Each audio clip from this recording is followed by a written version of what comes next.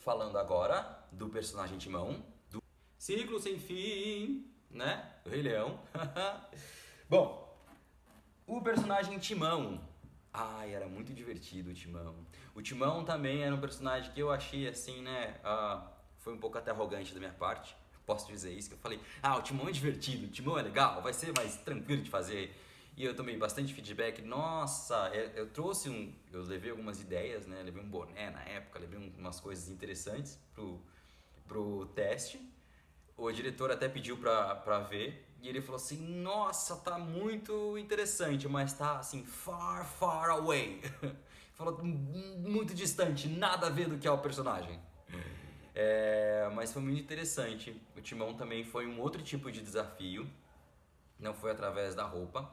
O Timão já foi um desafio que era o tempo da comédia, né? Eu lembro que eles tentavam me falar assim, da questão de falar mais rápido, da tentão do tempo, da comédia, do ritmo. Então tinham feedbacks às vezes que eles iam dando e também era um desafio. Falava, como que eu vou conseguir tentar chegar nesse desafio, como que eu vou conseguir alcançar, enfim. E aí, na época, a gente tinha uma locadora, né? Acredite se quiser, a gente alugava filme, não tinha Netflix, não era na televisão. Eu fui na locadora e aluguei vários filmes do Jerry Lewis. Pesquisei na época qual foi um dos grandes comediantes da época. E eu achei lá Jerry Lewis. Jerry Lewis era um dos grandes comediantes da época. Aí eu peguei Jerry Lewis, né? Tem Jim Carrey e tal, mas eu queria alguém mais potente. Jim Carrey é muito bom, mas eu queria a escola do Jim Carrey. Eu vi acho que numa entrevista que o Jim Carrey admirava muito Jerry Lewis e tal. Falei, eu vou estudar Jerry Lewis, eu quero estudar alguém mais potente ainda que o Jim Carrey e tal.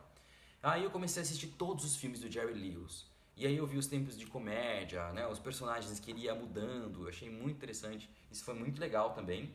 E aí foi um desafio. O Timão foi indo, foi interessante. Meio que eles foram, a gente pode dizer, empurrando com a barriga. Os outros personagens estavam mais fortes, né? Os Azul e o Ed.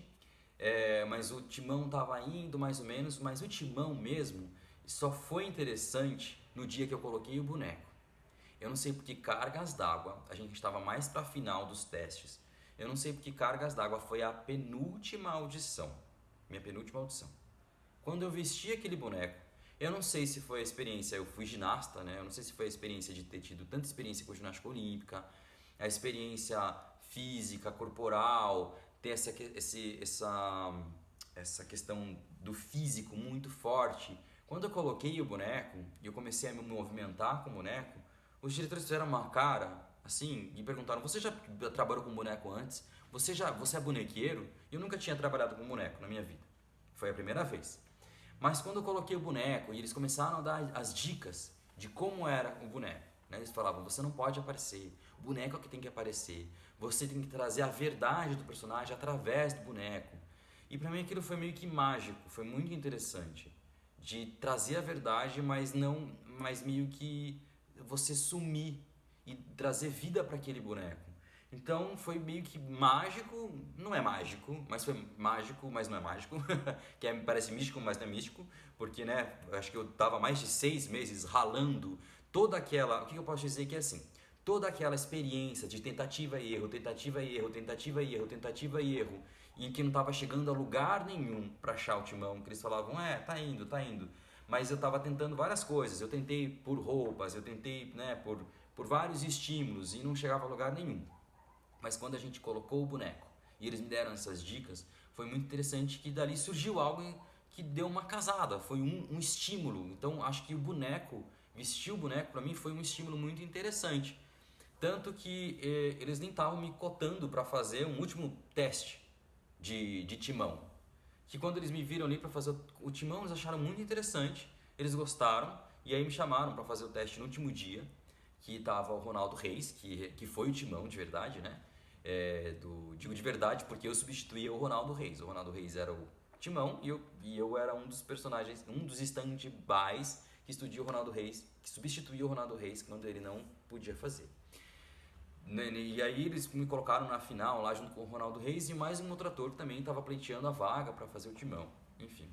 Mas foi muito interessante que Pra mim, achar essa construção de deixar o Timão mais potente foi no dia que eu coloquei esse boneco, que eu vi, né, o boneco de Timão, que a gente coloca, ele tem toda uma parte que você coloca no seu corpo, você vai clicando, né, tem partes que você se movimenta, ele movimenta junto com a sua cabeça e tal. E tem uma parte, né, que você coloca a mão, você tira a mão e ele vai se movimentando com o seu corpo todo. E aí isso foi muito interessante, porque acho que tudo aquele processo, toda aquela bagagem que eu tinha construído, ela se encaixou no boneco. Não se encaixava quando eu tentava fazer as cenas no dia a dia, mas o boneco fez foi muito legal. Então não existe assim fórmula, né? Só para acho que terminar esse vídeo, que seria assim, não existe fórmula, existe processo. Então a gente tem que confiar no processo. E existe ferramentas. Esses vídeos que eu fiz aqui, esse vídeo que eu tô falando, né? Estou compartilhando um pouco das ferramentas que eu usei, né? O estímulo que eu achei muito interessante para fazer Timão era de assistir os filmes de comédia, quais eram os grandes comediantes, esse estímulo, né, de pegar referências de grandes comediantes. A gente vai achando ferramentas para a gente construir esse personagem. Não existe uma fórmula mágica que fala, tá, é esta fórmula mágica. Mas existe um processo no qual que você tem que ter fé no processo. Você tem que se debruçar nesse processo, debruçar nessas técnicas. E a gente não sabe que horas, quando e que momento ou o que vai surgir você vai conseguir achar da vida ou essa faísca de vida para este personagem.